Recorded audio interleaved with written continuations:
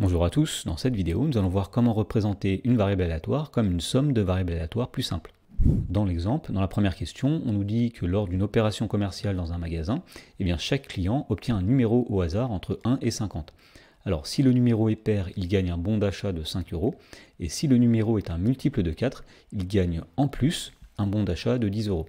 Alors on note grand Z, la variable aléatoire qui donne le gain total du client, et on demande de définir deux variables aléatoires x et y, de sorte que z égale x plus y. Alors on va commencer par définir la variable grand X, qui correspond tout d'abord au premier bon d'achat gagné. Autrement dit, la variable grand X, c'est la variable qui sera égale à 5 si le numéro obtenu est un nombre pair, et qui sera égal à 0 sinon, c'est-à-dire si le nombre n'est pas pair. Ensuite, la variable y sera la variable qui correspond au deuxième bon d'achat qu'on peut gagner en plus.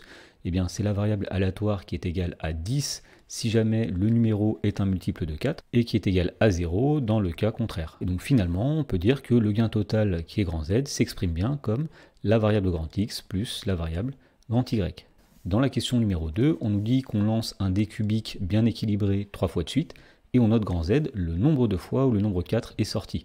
On nous demande de décomposer grand Z comme une somme de plusieurs variables aléatoires. Alors on va décomposer grand Z comme une somme de 3 variables aléatoires, où chacune des variables aléatoires comptera pour le premier, le deuxième et le troisième lancé si on a obtenu un 4 ou si on n'a pas obtenu un 4. Alors on va commencer par définir une variable aléatoire qu'on va noter x1 qui correspondra au premier lancé.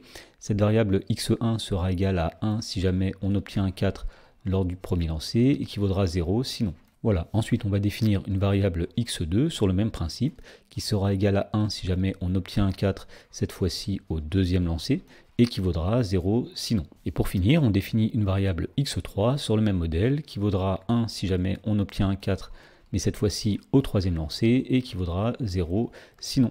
Et donc, puisque la variable grand Z compte le nombre de fois où le numéro 4 est sorti, on peut tout simplement dire que grand Z, ce sera la variable x1 plus la variable x2 plus la variable x3.